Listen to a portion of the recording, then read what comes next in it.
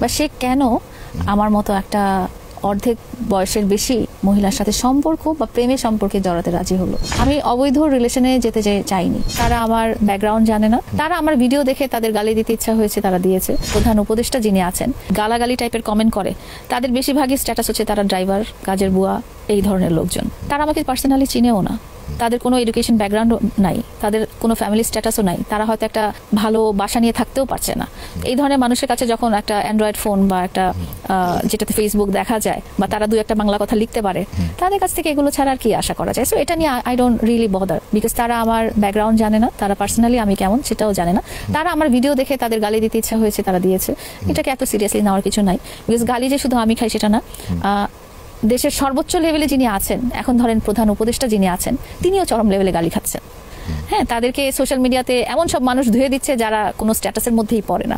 তো আমি যখন ওনাদের সাথে চিন্তা করি ব্যাপারটা যে কারা আমাকে গালি দিচ্ছে, আমার সমকক্ষে কেউ যখন আমাকে গালি দিবে বা আমার চেয়ে হাই স্ট্যাটাসে কেউ যখন আমাকে গালি দিবে, তখন আমি ব্যাপারটা সিরিয়াসলি নেওয়ার একটা চিন্তা ভাবনা আছে যে ঠিক আছে, উনি বুঝে গালি দিয়েছে। কিন্তু আমার কাছাকাছি পর্যন্ত যারা আসতে পারছে না, তারা গালি দিলে ওটা তো আমার মন খারাপ করার কিছু নাই।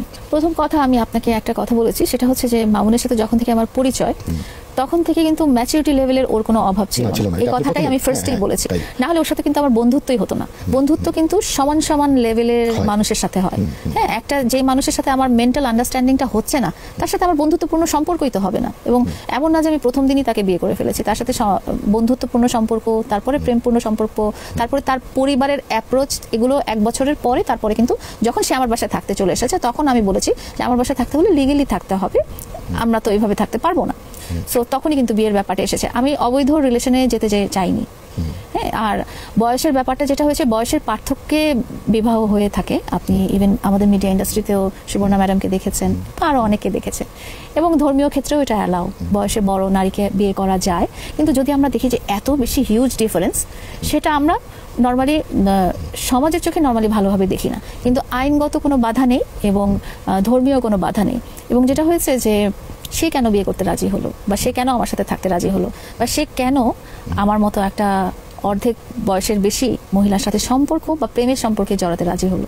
যতক্ষণ না পর্যন্ত আমাদের ডিসপিউট অ্যারাইজ হয়েছে, ততক্ষণ না পর্যন্ত কিন্তু সে দুনিয়ার সামনে দেখেছে যে সে আমার ফিয়ান্সে। কখনো কিন্তু সে আমাকে হাইড করেনি মিডিয়াতে, কখনো কিন্তু প্রথম থেকে যে সম্পর্ক ছিল, সে যদি এই সম্পর্কটাতে কমফোর্টেবল ফিল না করতো, সে কিন্তু প্রথম থেকে বলতো যে তুমি বোরখা পরে থাকো এবং তুমি মিডিয়ার সামনে আসবে না। কিন্তু সে নিজেই আমাকে মিডিয়ার সামনে নিয়ে এসেছে এবং সে নিজেই আমাকে মিডিয়ার সামনে প্রকাশ করেছে যে শি ইজ মাই ফিয়ান্সে। হ্যাঁ, তো এখানে যে শুধু আমারই একটা ব্যাপার ছিল যে আমি কিভাবে মেনে নিলাম বা আমি মানতাম কিনা, এখানে আমার চেয়ে বড় চ্যালেঞ্জটা কিন্তু তার পাওনা ছিল। কারণ সে তার লাইফটা আরো পড়ে আছে এবং তার পাশে কিন্তু তার ফ্যামিলি সাপোর্ট করেছে।